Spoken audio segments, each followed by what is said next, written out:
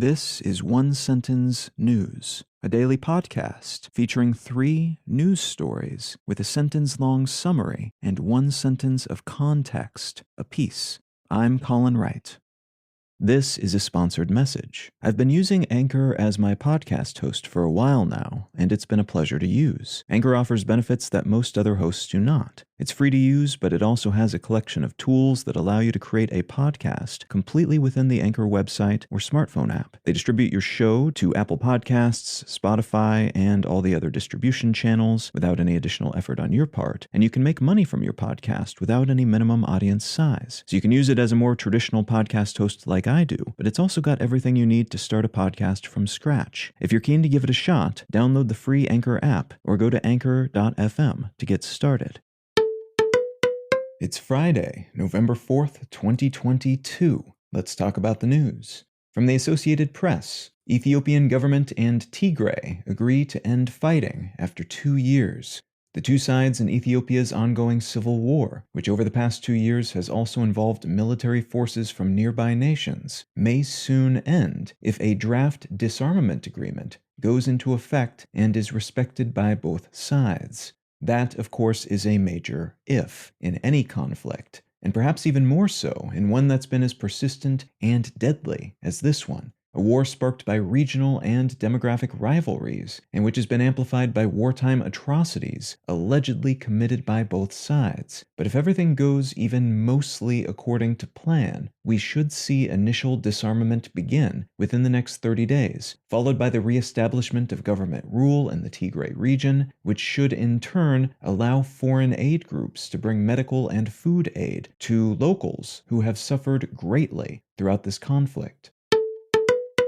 From Axios, North Korea launches intercontinental ballistic missile in latest escalation. The North Korean military launched an intercontinental ballistic missile into the sea yesterday, alongside 2 short-range ballistic missiles and 3 more short-range missiles, a flurry of launches that followed another, larger flurry of about 24 missiles earlier this week. The ICBM they launched seems to have failed, but the North's point was still made, basically that they are irritated about the US and South Korea's large-scale joint military exercises, and this is a point they make every time those exercises are conducted. In response, the US and South Korea have announced that they will extend the duration of their exercises for longer than originally planned. Tensions are heightened on the Korean peninsula at the moment because these exercises always irk the North, but also because the North is reportedly ramping up for another nuclear weapon test, its first such test since 2017, possibly scheduled to align with the US midterm elections.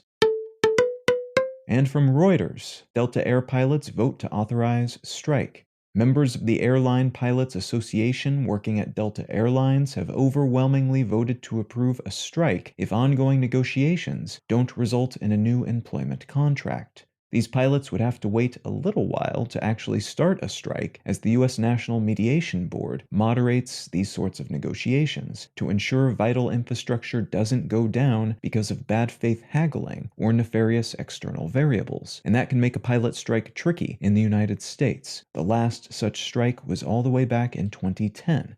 That said, Delta representatives say progress has been made and that there are only a few issues left to resolve, while the pilot union has said the negotiations are dragging on too long, for about 3 years, and the company should get serious about formalizing a new contract.